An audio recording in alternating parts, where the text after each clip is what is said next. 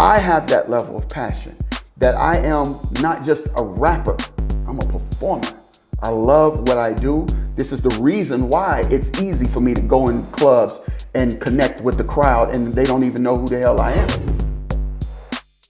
Yo, welcome to Functional Conversations, brought to you by The Function. I'm the host, DJ Shaky.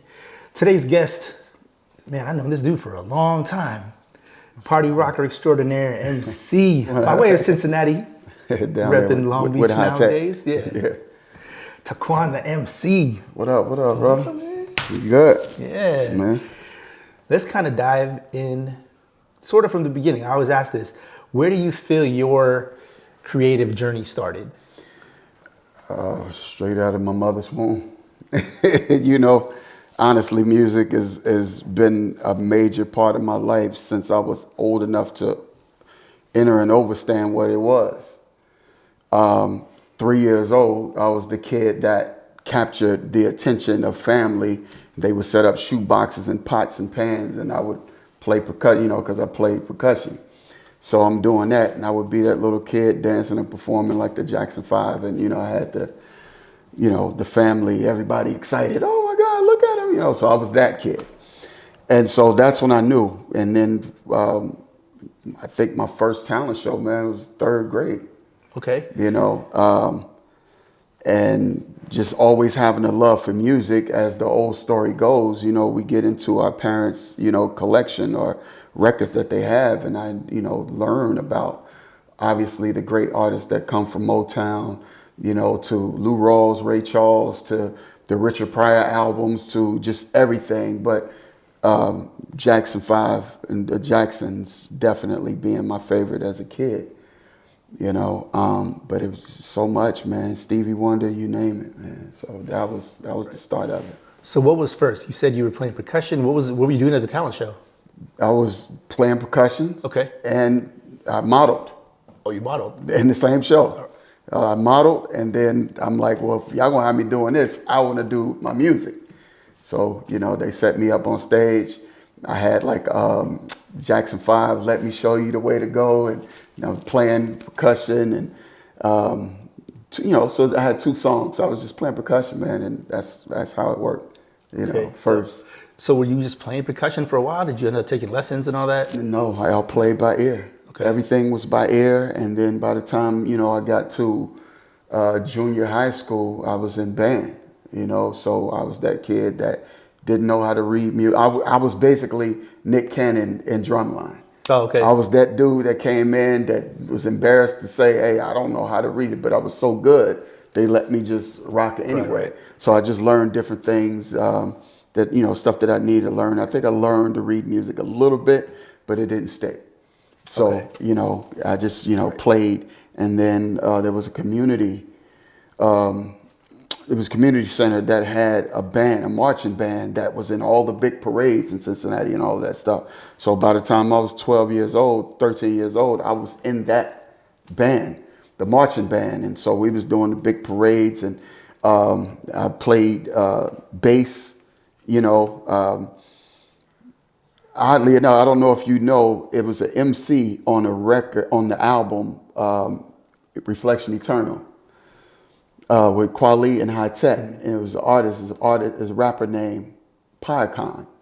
When we were kids, we were both in that same band. Okay. And so we both was bit by the hip hop bug and grew to be MCs, you know. Right, so that leads into my next question. Yeah. When did hip hop come in, and when did MCing come in? Oh my God, I would say 1983 is when I was bit by the bug. Okay.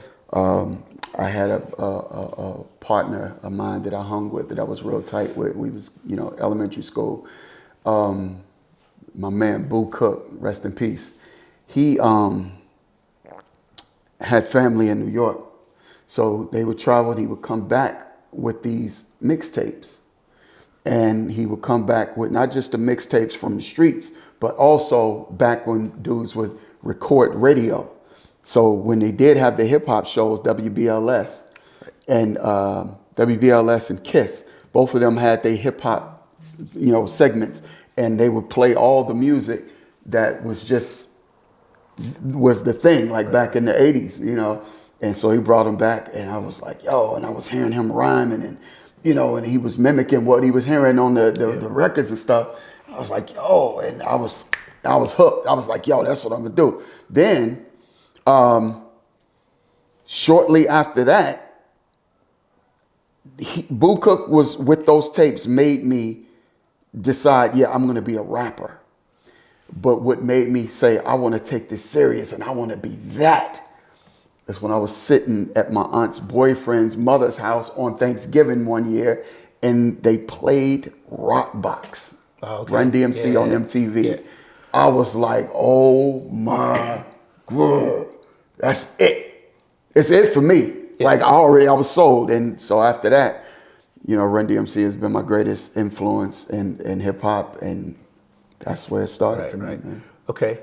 So when you started to MC, were you taking it seriously right away, or was it just kind of for fun? Okay. No, absolutely. Absolutely, because music was already in me. Okay.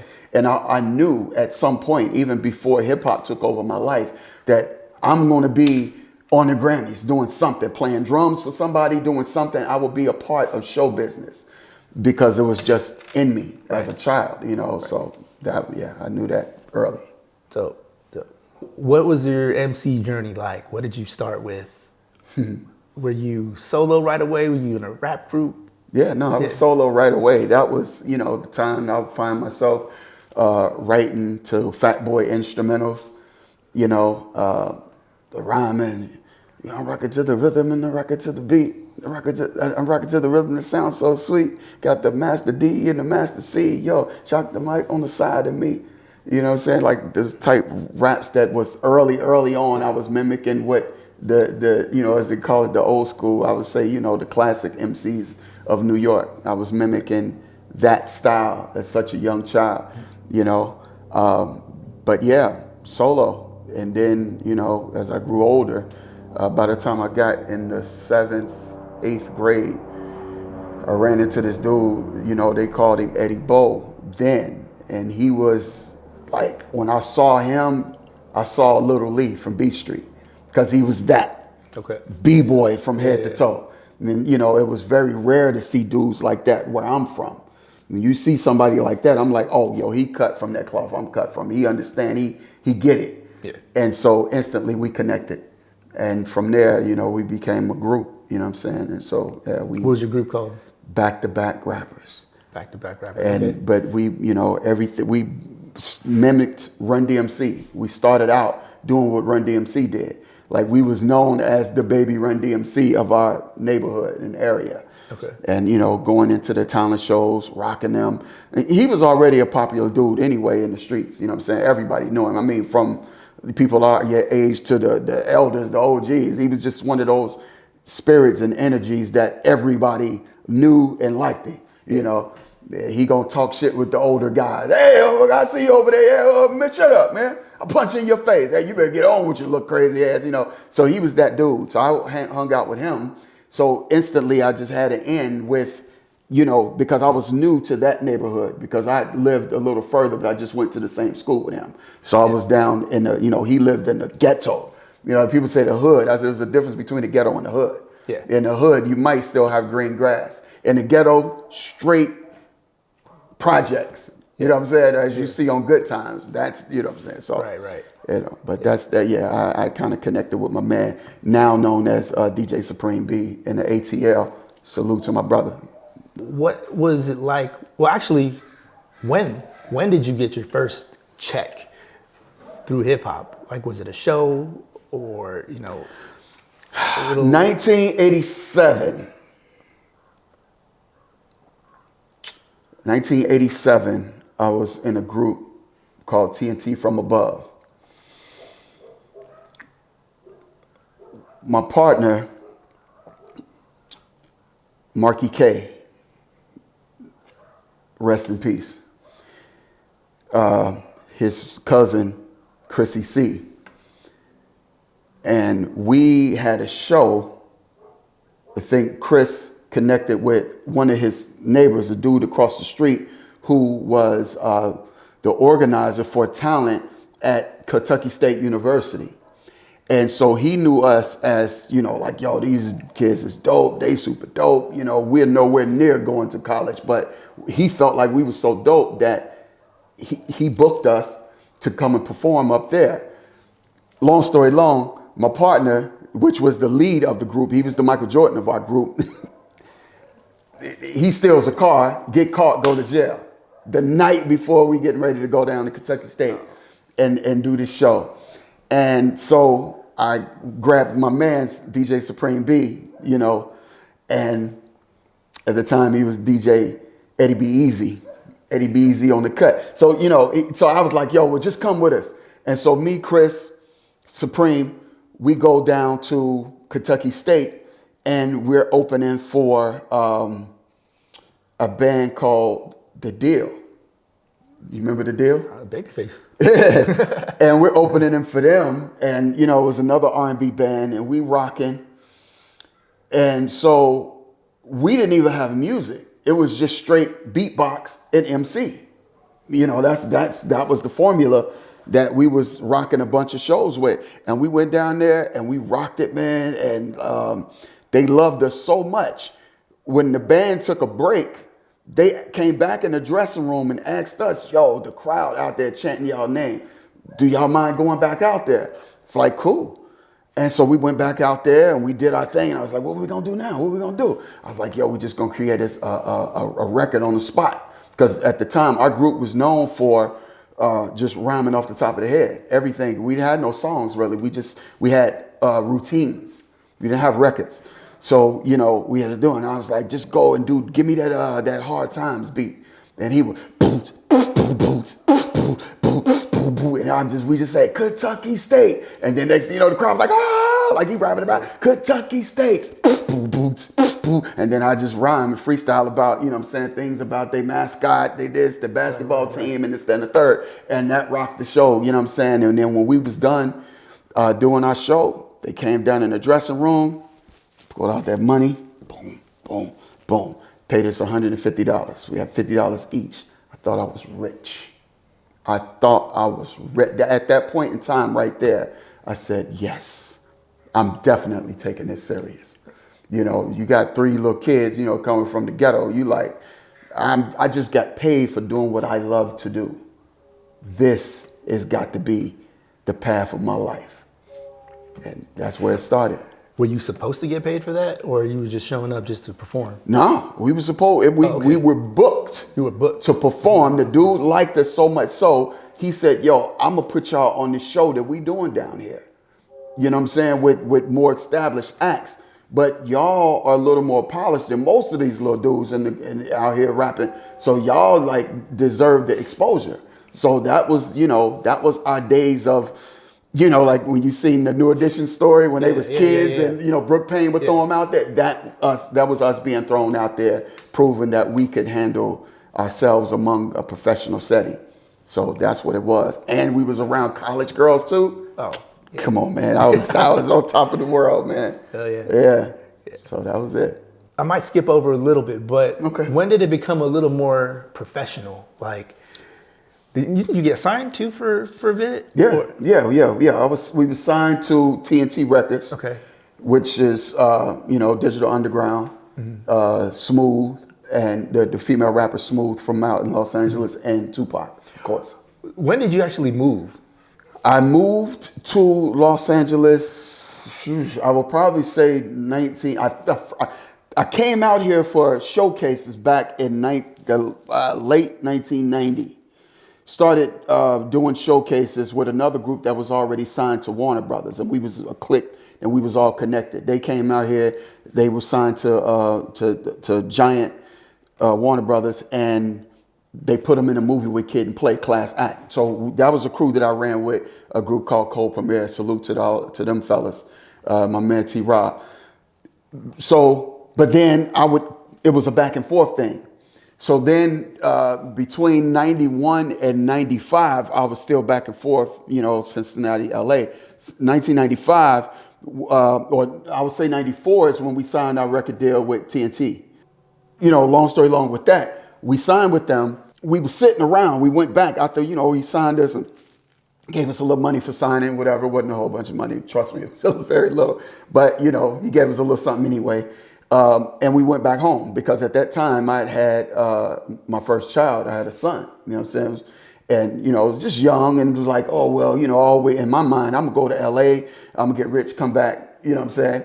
Kind of do what LL did, you know what I'm saying? I'm going to establish myself and then go back and marry my high school sweetheart and all of that type of stuff. But it didn't work like that. But anyway, they said, if you want to hear God laugh, tell him your plans. So anyway, I get back here. Things wasn't working with the record deal because, you know, we was on the right ship, but at the wrong time because things was kind of going down. Digital Underground options didn't get picked up by Tommy Boy at the time. And Tupac had left that production company that we were with and signed directly to Interscope. So they was going through a lot of different things, and, you know, I don't know the ins and outs, you know, deep details. That's just basically surface. And so things didn't go well at the time. So I'm like, yo, we just been sitting around here waiting. I've been sitting at home too long. I tell my partner, Mark, like, yo, I don't know what you're gonna do, bro, but I'm getting ready to go back to LA. Cause, you know, the thing that I do know is when you sign to these labels, you got to stay in their face or you will be forgotten about quick. So I got my little money together, you know, because I had a little job down there for a little bit, just doing janitorial stuff with my man DJ Supreme B. And I stacked up my money, bought me a bus ticket, and I came back to LA. You know what I'm saying? And a guy that I know, salute to my man Richie Mack, he let me stay with him. And at that time, I connected with this lady named Jane Eugene, a legendary person in the music business. You know, there's a part of a legendary group that had hits, you know what I'm saying, that everybody loved. And she would basically pull my coattail to about, you know, business, about the music business. Like, yo, this is, you know, you should do this and let me see your contract. And, you know, yeah, I don't know, this don't seem too cool. Plus y'all been sitting around, you know, call him, see if he's going to do anything. If you can't do anything right now, ask him for a release. Ask him for a release. I'll use my name and I'll take you around to a few labels myself, you know what I'm saying? And that's exactly what happened back then, you know, and that was 1994, 95, you know. So at this point, you're solo. At that time, I was in a group. Right. But, but once you came out, you said, okay, I'm rolling solo now? Here's the thing. It's funny how that happened because when I was coming out here for the first time, I was solo. And I was just connected with the other groups to where we was just rocking and, you know, performing together as a clique, as a family, as a, you know. Yeah. But yeah, I was as a solo rapper. Then, you know, within those 2-3 years, the partner that I was in a group with back in the days had just recently got out of jail. The one that I said that went to jail, this, that, and the third, he had got out of jail, came back. You know, so I was like, yo, you know, we came back again as a group out here in LA, and that's when we got signed to TNT. Oh, okay. So, yeah, that was at that point. So it was like, yeah, it was a crazy journey, man. So by the time that happened, when everything kind of fell apart, the group fell apart, and then I was solo once again, and right. I've been solo ever since. You said you didn't have a good deal. You're getting released from your deal. Mm-hmm. Do you have to work another job again? At that time, no. It was just basically, you know, living pillar to post, you know, just trying to, you know, hustle and, you know, work our way into doing studio sessions and different things of that nature. So that was the grind, you know. It just so happened I was fortunate enough to where people respected and what we did enough to say, yo, I'll, you know, come on in. I'll help you out and we can work on some music, you know what I'm saying, for free. So, you know, it was always that kind of love. So how you surviving? Where's checks coming from? Like, there's no checks. You booking shows? There's no checks. There's nothing at this time, at this particular time. You know, it was wasn't until I would say 1997, 8 is when I connected with this crew called Release Party. We would put out, we would put our money together and put projects out. At this time, I'm working at the barbershop. I get a job at the barbershop down in LA.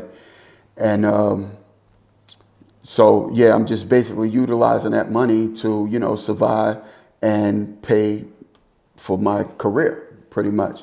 And so yeah, we would just put our money together, man, and like put out projects and got vinyl records and stuff done. And you know, we would go out to these shows. Salute to my man Steve, the E. Ross and DJ Rock had relationships with club promoters. And one of those club promoters was Doug Kanagawa that had Chillers back in the days. And DJ Hideo was the DJ. Rest in peace to my man Hideo. And so, yeah, he would let us come out there and do shows and perform. And that was you know, just to promote ourselves, just to get the exposure. And one day I'm at the crib and my man Steve called me. He was like, yo, DJ Rock said, call him. And I'm like, word, what's going on? He's like, you know, he just said the guy, the promoter wanted to holler at you. So I called him. He told me, he said, yo, the promoter want to hire you. He said, you want to know, would you be interested in working as the MC in the club? He said, because your energy, he loved it. It was like the way you handle crowd, the way you rock crowds, you know? And I was like, okay, yeah, I would love to do it. You know what I'm saying? But what's going on? I'm thinking what's going on because they already had an MC at the club, which was my man, Rudy Pardee from the LA Dream Team. He was already MCing with DJ Hideo. Come to find out, Rudy Pardee had passed away, you know what I'm saying, in a snorkeling accident. Oh, man. And, which was kind of crazy. So him passing away, you know, that basically opened the avenue that I never thought that I would be in for a million years, which was the party rocking MC, rocking clubs. Because my whole thing is, as a rapper, I'm here to be the next Run DMC, LL Cool J, Busta Rhymes, you know, like I'm there with it. I'm a performer. And I just utilize my skills as a performer to having a unique approach to rocking crowds with DJs. So, you know, I learned because, you know, back in 1988, I was fortunate enough to go to this very prominent college. It was called Runs House University. Yeah, right. The Runs House tour, 1988. You know, a guy that was managing me at that time when I was solo took me out, you know, around that tour where I got to saw how things were supposed to be firsthand when it comes to rocking shows. And plus, they were my favorite. They were my heroes. So I got a chance to, you know, I was exposed to that early. So you went on that tour pretty much just to watch and tag along? Yeah, that was pretty much it. I mean, obviously, my manager was just making contacts, and because he was connected with, you know, the way we was able to do that, because he became super cool with, you know, Professor Griff and Public Enemy, you know, these dudes and everybody. He was one of those likable dudes. So he was able to take with a little bit of money and hustle, and you know, chicks will help him out and this, that, and the third, and we hit the road. Right. And we was out there, and next thing you know, we in Chattanooga, Tennessee, Birmingham, Alabama, Providence, Rhode Island, you know, it's that and the third. And I'm watching my heroes, Run DMC, kill it every night with Public Enemy, with Jazzy Jeff and the Fresh Prince, with EPMD and JJ Fad. So, you know, being exposed to that early helped show me, oh, this is how you rock the crowd. You know what I mean? So, you know, I was already, and again, like I said, I was in awe, you know, in 1988 when we were sitting back watching Crush Groove and seeing Run DMC do that. It's like that. And that's the way it is. It's like, come on, man, nothing is fucking with Run DMC. This is ridiculous. So I learned early, you know, firsthand off of what it is, you know, from Run's House University. Not Morehouse University, Run's House University. Right. So you take that experience, you're rocking crowds, now you're rocking crowds in LA. Mm-hmm. You started with the DMK clubs in Hideo? Yes. And then how did it go from there? How did it spread? That was going so well. And everybody came through this club. I mean, it was so many, it was a dope mix of people, you know what I'm saying? Because, you know, obviously, you know, he was a Japanese promoter, but he attracted the black kids, you know, the Latino kids and Samoan kids. Everybody was mixed there. And it wasn't a certain type of, you know, like as they used to call it back in the day, jiggy crowd. It was a perfect mixture because you will have people coming in dressed in their flyers, but then you have the B-boys because this legendary group that everybody knows now, at this time in their early days, who used to come to our clubs just to dance, and they would rock, you know, salute to all the dancers, and which turned out to be the Black Eyed Peas. So they was, frequently they was there. A lot of the actors and stuff that you would see, like the black actors that would come. There's the dudes from New Jersey Drive. I can't think of his name. And but just certain dudes, everybody would be there. So anyway, that went so well. He was like, "Yo, I'm gonna start a Thursday night, and we're gonna do a place in Long Beach called Live Bait." So we started doing that, and the Thursday night was cracking. And he was like, "Yo, I'm bringing a few other DJs." And so happened that one of those other DJs was this brother named DJ Icy Ice from the world famous Beat Junkies and from 92.3 The Beat. So we there, I'm rocking in the club. So this is my second job in the club at this time that I had no idea that I would be doing nothing like this. Right. So this is my set. So I got 2 jobs. I got Saturday night, Redondo Beach, Thursday night, Chillers, Long Beach. Rocking with this dude, DJ Icy Ice, up on the set. He doing his thing. Boom, he throwing the records in. And I'm like, I'm on it. Soon as he get ready to throw certain things, I'm counting him in. I'm do this, that, and the third. Soon as he drop this beat, he'll give me the instrumental bed. I'll do the party rock, this, that, And people used to be like, holy shit. Like, dude, y'all, that's so, like, man, when did y'all rehearse that? And me and Ice would look at each other like, I don't even know this dude. I just met him. Yeah. And he was like, word? He was like, man, that seemed like that shit was rehearsed. He was like, yo, dudes would literally leave at the end of the club, would come and say, yo, I feel like I was just at a concert.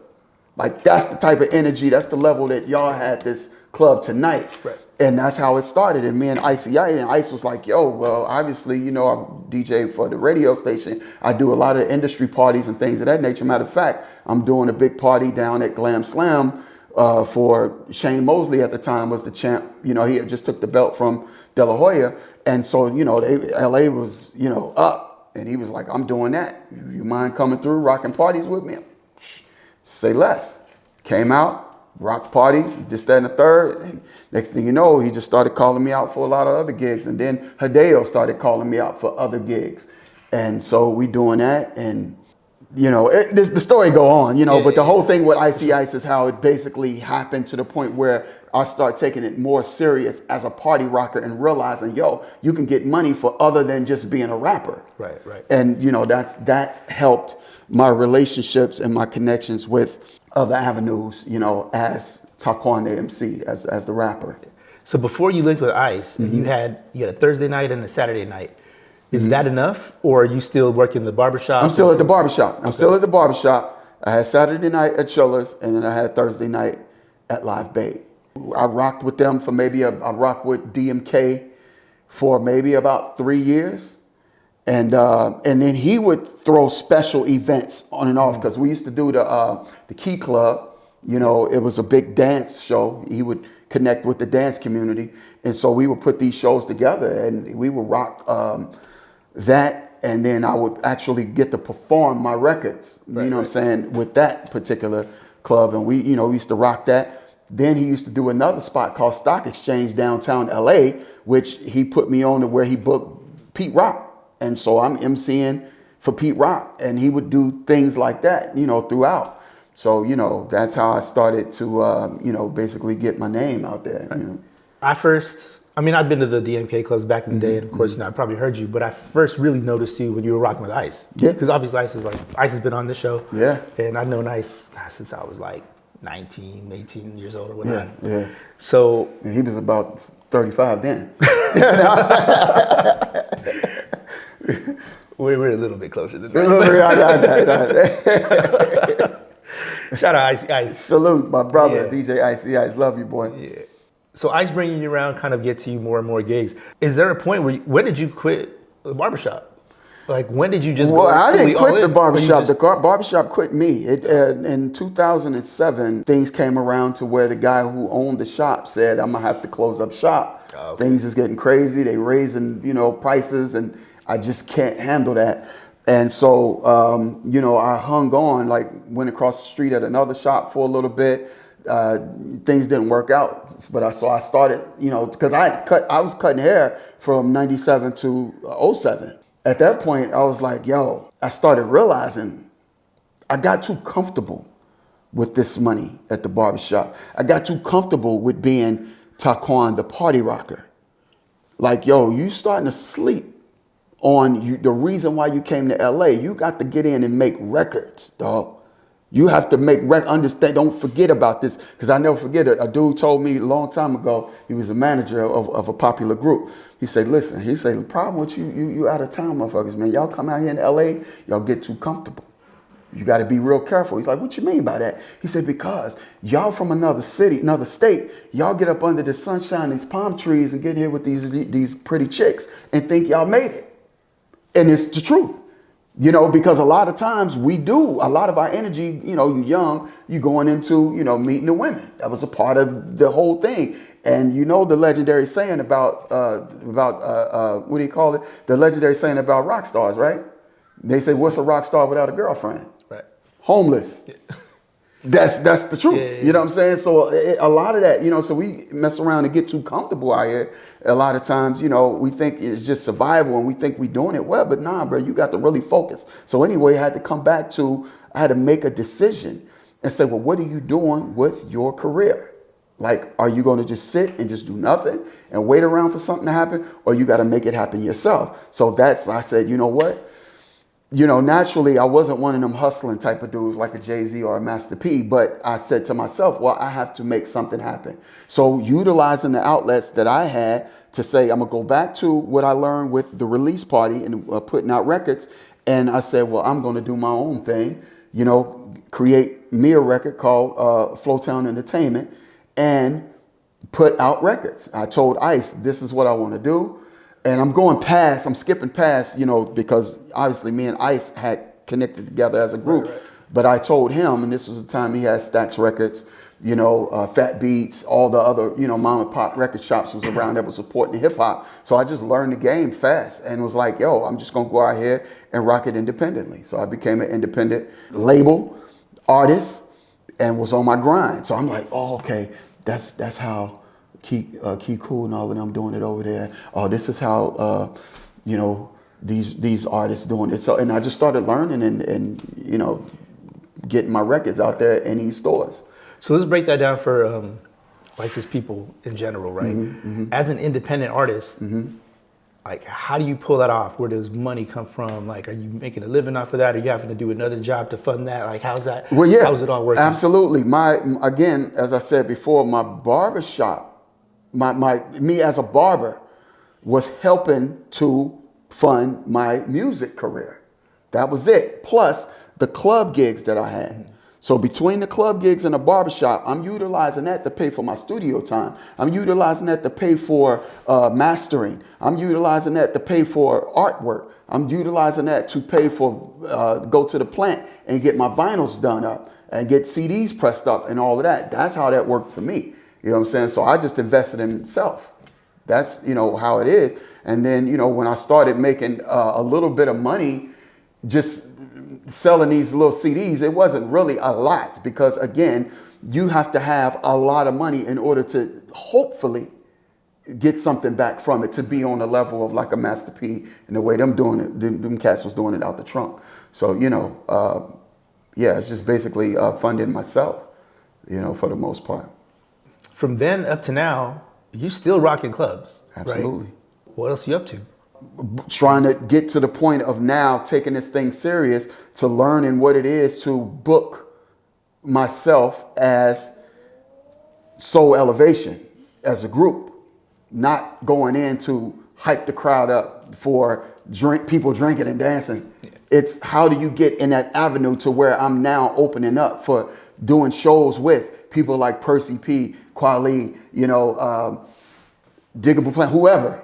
Like, how do I get in those avenues? And, you know, even all the underground spots, all the promoters that basically had enough respect to say, yo, yeah, I'll book you. Let's do it, you know, and pay you. And even my whole thing was this, even if I'm just getting $100, $150, $300, I know that, listen, I'm doing something for the sake of this career. And the more you put in it, the more you get out of it. Right. That was the mindset. So, you know, that was the grind. When you hooked up with the Loose Ends, how did that come about? And like, did it come, like, did I miss something important between that? But well, no. Remember I said that there was a well-known artist that had hit records out and was a part of an established band that everybody loved. Well, that woman was Jane Eugene from the legendary group Loose Ends. 1995, we had a mutual friend over in Hollywood. He was an actor and he knew everybody. So all the celebrities would come to his condo over in LA, I mean in Hollywood, right over there by Hollywood Bowl. So all people would come, he would do Scrabble parties, and I think like, oh shit, oh Uncle Phil, oh they go, you know, this guy, they would, oh man, they go to comedian such and such, they go, you know, so he knew everybody, so everybody used to come in. So she was one of the ones that I met. She was the ones that used to say, yeah, you know, what are you doing, this, that, and the third, because my man Richie Mack was that type of dude that, you know, even though he was an actor, he was a jack of all trades. He produced, he made beats. He, you know, do music videos, he filmed, he was an actor, he do voiceovers, he was, you know, doing everything. And so every time celebrities would come around, he would always have us rap for everybody. Like, yo, you gotta hear my boys, they dope, they dope. Like, okay, what's your name? What high school did you go to? What's your favorite shoe? All right.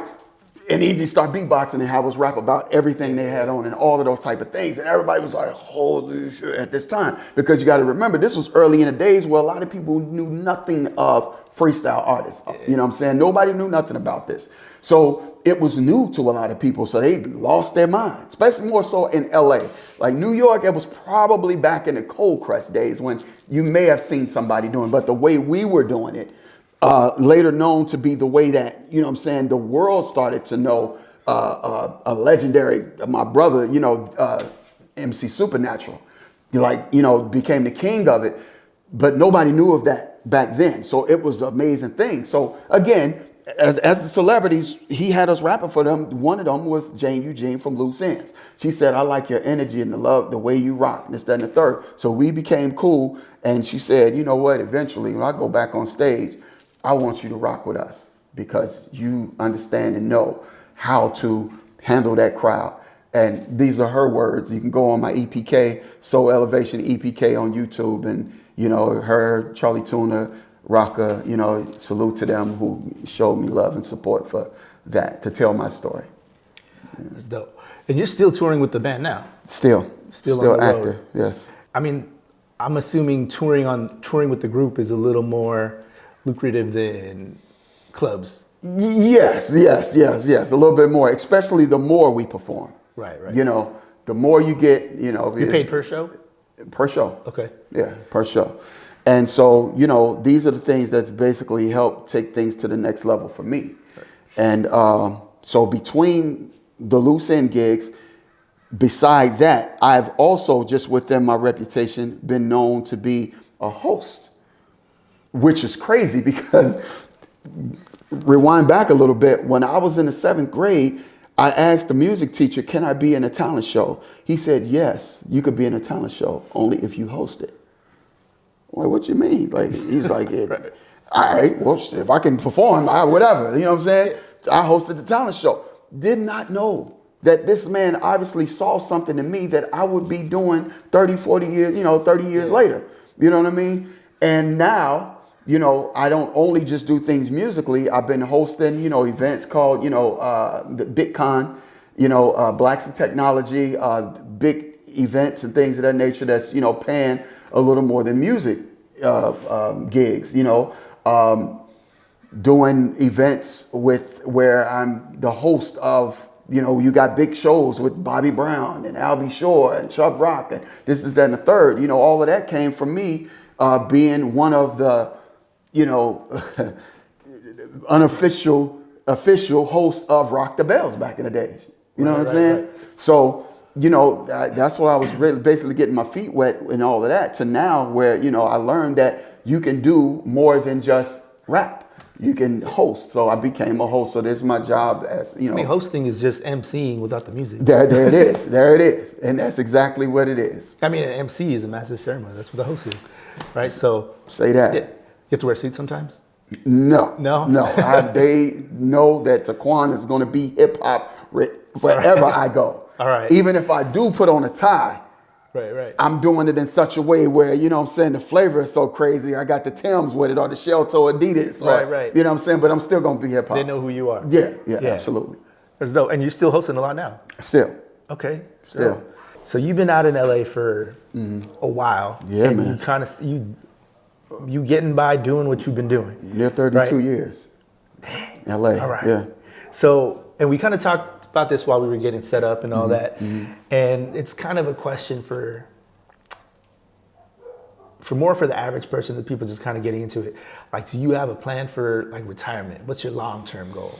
Well, I'm still in the process of doing certain things to put things together. So I'm not gonna, act like a master class and be able to say, oh yeah, we'll do this, that, and the third. So right now and also I'm a, firm believer in, a lot of times you can't speak on a lot of things before it's fully developed. Sure. So just, I'm still in the process of working on things of that nature. But yeah, absolutely on the fingers on the pulse. Yeah. And again, like, this is something that I think people in what we do, where you kind of just, I'm trying to do shows, or I'm trying to do creative stuff or whatever, and you don't have like a quote unquote boss. Yeah. People don't have things like a 401k or whatnot. Absolutely. Like, have you like thought of any of that? Like set up stuff on the side? Like, yeah, absolutely. And again, it goes back to that saying that I said, what is a rock star without a girlfriend? Homeless. So the whole thing is, you got creatives, people like that. A lot of times, the women in our lives, whether it be your mother, your sister, your lady, will help balance certain things out that you may not even think, unless naturally you just have that in you and you're a businessman off the rip. But not everybody's cut from that cloth, just like not everybody's really cut from the cloth of being highly talented. You know what I'm saying? And unfortunately, the way it is, which a rare case is Jay-Z being someone who's extremely talented, but a clever businessman as well. Usually somebody's lacking in some department. Right. You could be the dopest MC, but yet not that business smart. You know what I mean? Or just don't have that kind of drive. So it's crazy, man. And so right now, definitely at this age, I'm paying attention to a lot of those things a lot more than I did, 10, 20, or 20 years ago. Yeah. Yo, man, I recommend financial advisors. Yes. I'll plug you in if you need something. Yeah, indeed. But again, like, we kind of talked about this before. Like I was saying, like, people outside of this would probably ask when you're going to retire. But like, what do you see? Like, do you see an end date for rocking shows now? No. There's no retirement with people who's living within their purpose. Like I said, I learned at a very young age my purpose in life. And when you're living within your purpose, that you don't look at retirement. Now, yes, do those thoughts come about?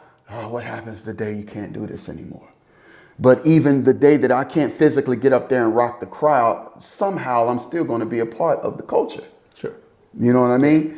And that's just the way it is. So I am one of those who lives by the powerful word of James Brown.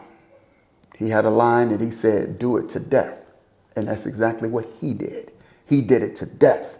The legendary Frankie Beverly, he did it to death. He was still doing concerts where he rarely had a voice to sing and get those words out. But he had such love from the people that they would pay to go and sing his songs to him.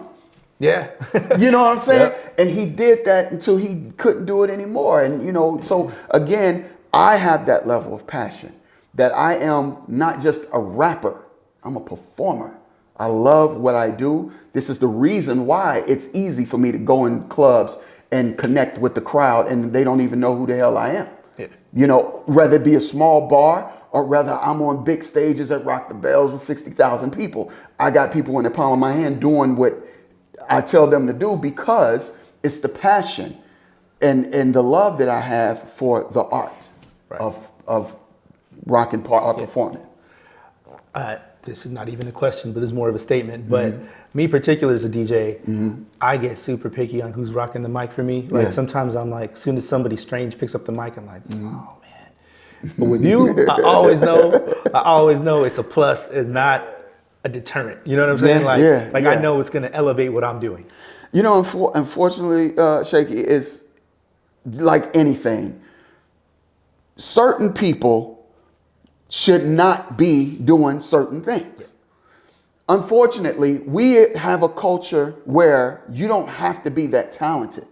You don't have to study the art of what it is to rock in crowds, things of that nature. You got half-assed talent that's doing big things in this day and age.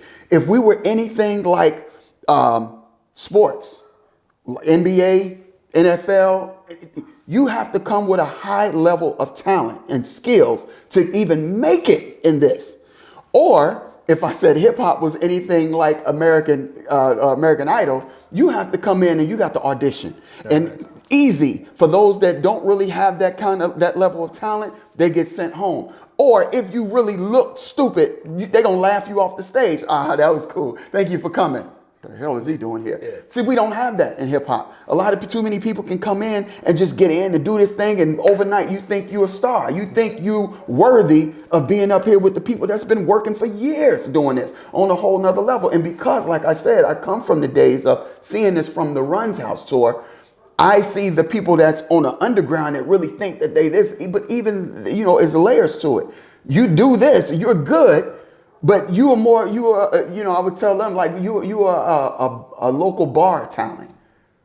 Right. You got people that are local bar talent that think they the shit and very arrogant about it. But then you get to turn around and see talents like DJ Jazzy Jeff. And then you see a LL Cool J, you say, holy shit. Now you're reminded of what high level talent is. These are the people who we inspired to be like. This is who we wanted to be. It was them. It was Michael Jackson and these type of dudes that was on a higher level. That, listen, not everybody can do it. Now we at a point in time in hip hop where, hell, our average uncle can do it. You know what I'm saying? He ain't got nothing to do with music. He just come to you, hey, Shaky, guess what? I got this verse. Check this out. And then you sit up here like, that's kind of crazy. And you throw a beat behind him, y'all put that shit out, and it'll be catchy. And next thing you know, it's a major hit on TikTok. Yeah. You see what I'm saying? So unfortunately, that's where we are. I had a statement that wasn't a question, but I'm making it a question now. Mm-hmm. So I said I'm particular on who rocks the crowd for me. Do you have times when you rock with the DJ and you're like, oh, this DJ. All the time. All the time. People don't get it. They don't understand the science of reading the crowd. They don't know what it is, especially in the age of now, you got your face in the laptop. So dudes are in the laptop and they doing this, not really seeing what's going on. Oh, that record didn't work. This is the third. And then sometimes they puzzle. Where should I go next? The great OJs have a song called Give the People What They Want.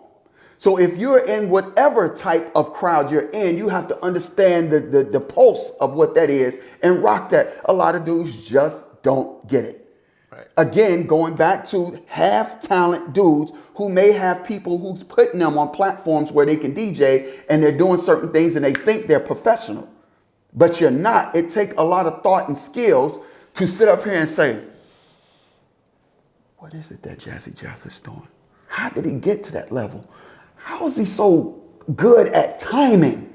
He rarely, rarely. I think here recently was the first time I heard Jazzy Jeff do something where it was slightly offbeat. But he's so professional. He's so gifted. As Floyd Mayweather said, there's some dudes that are good. There's some dudes that are great. Then there's some that's God gifted. Understand and know this. People that are God gifted were the ones that people worship and looked up to. God gifted is the reason why grown men and women are crying and fainting and chasing the car when they see Michael Jackson. Grown men are the ones that sit up here and say, yo, did you see that Run DMC concert? And as Chuck D said, the stuff that y'all see on YouTube nowadays don't even do it justice. Don't even give it half of what it was to be there in person, to see Run DMC in concert. When Jam Master Jay is coming 20 feet from the sky with the laser lights and the pyrotechnics and all this type of stuff, and they coming out, they larger than life, proving for the culture of hip hop that we deserve to be in these arenas with the Parliament Funkadelics and the Lionel Richies and Michael and Luther and whoever. You know what I mean? Like, that had to be proven. So Run DMC had to be that great to the point where they would inspire a young rapper named LL Cool J for him to go on to be, as he say, one of the most important, probably the most important rapper in the game now that exists, still doing it on a higher level. I saw this real quick. I don't mean to be long-winded, and you know, forgive me, because I get passionate when we talk about this hip hop shit. You know, they honored Marley Marl. Rakim came out and performed first. Of course, Rakim, the great Rakim, is dropping classics, and the crowd sitting there and they like, oh yeah, this, that, and the third. But Shaky, Rakim did his 2 records, and when he left, next thing you know, the smoke is coming out, and you heard the beat drop.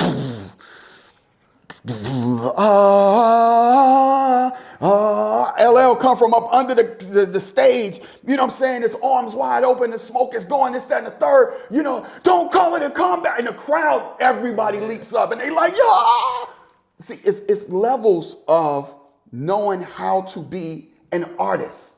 Right. The dynamics of being a performer, sometimes it's just, there's a difference. People just have that. And, you know, again, as great and as much as I love Rakim, LL is just that dude to show you, no, there's levels to this shit. I am what you would call the cream of the crop of rappers. Y'all rappers, y'all dope. Y'all got good, hot records and this, that, and the third. But let me show you how a concert, how a performer is. And that's the cloth I'm cut from. Right. I learned from that. So, you know, it's easy. But like, those DJs is like, dudes just don't get it. 100% though. There's people who could be some of your favorite artists, but you'll watch someone that you might not even be a fan of. Yeah. But clearly can rock a better show.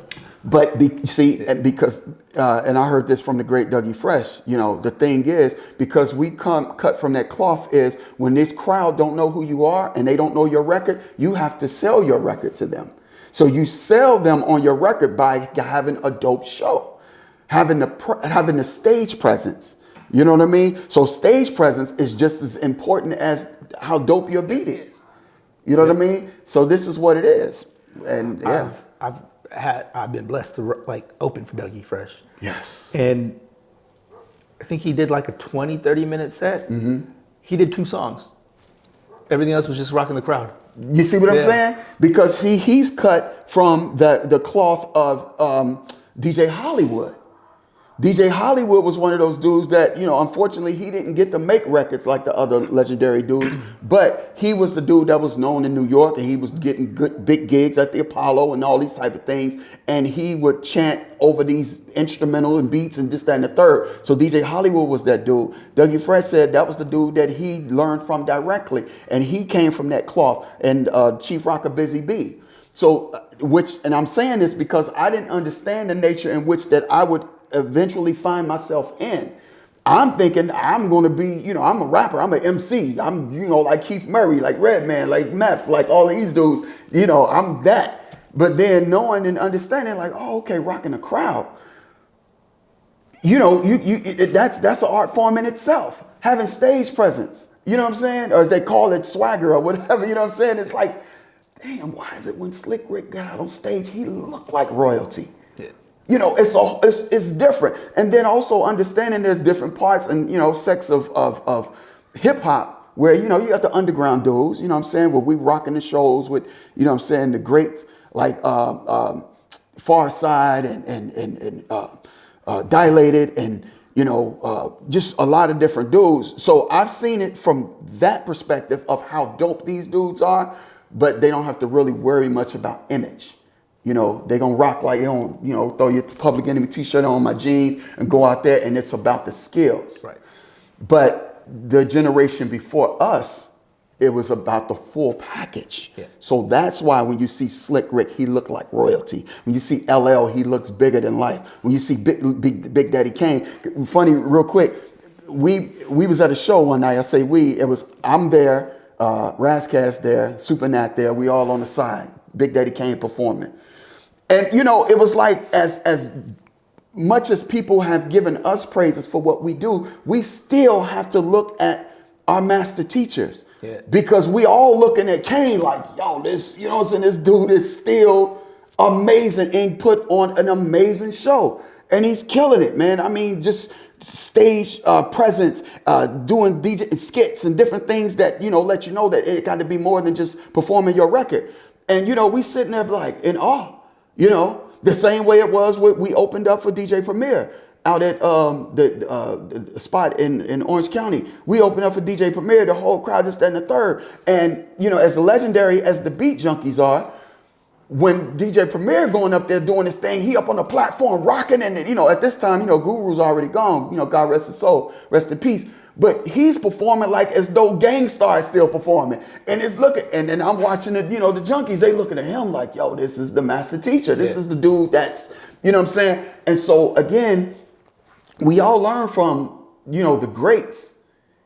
But what I did learn from the greatest that did it, Michael Jackson, and is, you can even steal from your heroes, but you have to be clever enough to make it your own. Right. You know what I mean? Yeah. And so that's my inspiration, and that's how I do it. So when you see me perform, even if I'm with the legendary soul R&B band Loose Ends, when you see me at my stage presence and the way I rock the crowd, all of that is that I drew from Run DMC back in the days. Right. You know what I'm saying? To rock crowds, whether I'm with Loose Ends or, you know, with one of y'all at the club. Yeah. You know what I mean? So to kind of bring it back to life and kind of put it in perspective for people, people might have got lost in the stories, but just to kind of bring it back. My bad, because I do get long-winded. It's okay. You know, but I'm passionate about it. Oh, yeah, you know. no. The stories are great. But I just kind of want to point out that, like, your goal was to make records, but you made more of your living off of rocking crowds. Yes. I mean, sometimes it's great when they coincide, but like, Yeah. It's safe to assume you made more off of like emceeing live versus any records you sold. As a host, absolutely. Which I did not. You know, you've heard actors and performers, and they're like, oh, I just didn't see this coming. I never thought that I'll be in, you know. That I can say. I never in my wildest imagination thought that I would be getting paid off of being a host and an MC for events. Right. You know. I mean, and if the live shows slow down, you could still host till whenever. Exactly. Yeah. Well, you know, as we learned in hip hop, you have more than one hustle, man, because that's why so many of the actors, rappers go into being acting. Yeah. I mean, the actors. Or sell alcohol, like have alcohol lines or whatever. Yeah, exactly. Yeah. So they got different hustles, man, and that's what it's all about. So my hustle is just, you know, I'm the host. So that's what I was going to ask you. So outside of like emceeing, is hosting your other main hustle for the most part? Yeah. That's it. You get a lot of gigs, hosting events. Sometimes they have nothing to do with music, like we said. Okay. You know, so how often are you hosting events? Not enough. Okay. You know, I want to put that out there in the universe. You know, I'm working pretty much a lot throughout the year. Okay. But I always want more. Of course. So, you know, I'm just going. You sustain to be comfortable, but. There you go. You want to be able to like not worry about it. Yeah, right? I want to get it to the point where I'm doing it because I want to do it, not because I have to do it. Are you into like other side investments, like you mess with like stocks or other stuff like that? No. I haven't gotten into that part of it just yet. I've been watching, looking, and you know, before I make, you know, I obviously had people step to me about, you know, getting involved in certain things of that nature, but it's like, let me learn. Before I can take that step. And then once, you know, like I said, I'll pray on it, then I can stay on it. For sure. Yeah. All right. So I typically wrap it up with this. No matter how cliche it is, what are some words of advice for any type of creative trying to make it? Know your business. The importance of knowing your business, having the courage to step out and not just knowing your business, but knowing your worth. The amount of work that you put into it, you know, you're going to learn. You're going to come across your bumps. You know, you're going a lot of letdowns. If you really truly built for it, you will continue doing what you know and feel that this is your purpose in life. But just know your business, and that's the most important thing. You know, you don't know. Don't be afraid to say you don't know. Ask questions. If they get sick and tired of you, so what? Keep asking, because this is your career. This ain't nobody else's. There's nobody else going to take care of you like you're going to take care of you. It's cliche, but it's true. You have to look out for you. Real talk. Right.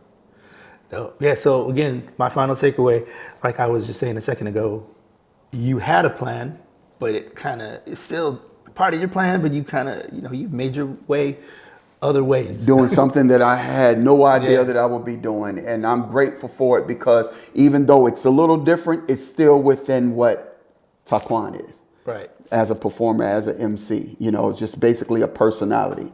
So now instead of me selling you music, I'm selling you personality.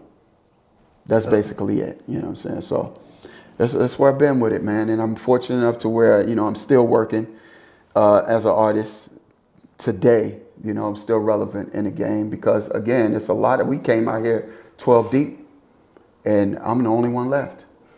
Still doing it, you know, competitively in the market, doing what I'm doing, you know. And also, you know, a lot of things, I don't want to speak on it too soon. As I was saying, you know, got projects that I'm looking to put out very soon. Dope. You know, God willing, we gonna make that happen. You know, salute to the legendary Medusa. Salute to my man, Charlie Tuna. Salute to my man, Planet Asia, Rocka. All of these artists who's had my back throughout the years and have given me love and respect as though I've had records like theirs. But yet still, they found that love for me. Oh, Toquon Tha MC from J5 as well. He's not salute. Tupac. Salute. Toquon is not Tupac. Yeah. You seen those? Yeah. Oh, yeah. You say, yeah, he's definitely not He's Tupac. not Tupac I know all. him personally, Yes. and I've been around Tupac personally. Right. Both of them. And in fact, Pac is actually taller than Toquon. So, you know what I'm saying? You know what I'm saying? So salute to all of y'all, man. I'm bringing up these names just to let people know that in any way, if I have the opportunity to let you know that I'm extremely grateful for all of y'all, really. You know, all of my DJ community, all the dudes who had my back, that's believed in me enough to, first of all, let me touch the microphone, to, you know, work and do little things. If you've done things, I work with you, music video, that's pretty dope. That's, you know, go on YouTube right now and look at Toquon, word of mouth. It's like that again. So it's a shout, it's an ode to the guys who inspired me, Run DMC. So I'm paying tribute to Run DMC. And of course, my man, the late great Jam Master Jay, who I had a chance to, you know, befriend him. So y'all go ahead and check that out. Toquon Tha MC, Toquon Tha, not T-H-E, T-H-A, the MC. And, you know, you can go on there and see my music videos and everything of that nature. Shout out to Word of Mouth on that one. Word out. Shout out to myself for doing that video. Absolutely, absolutely.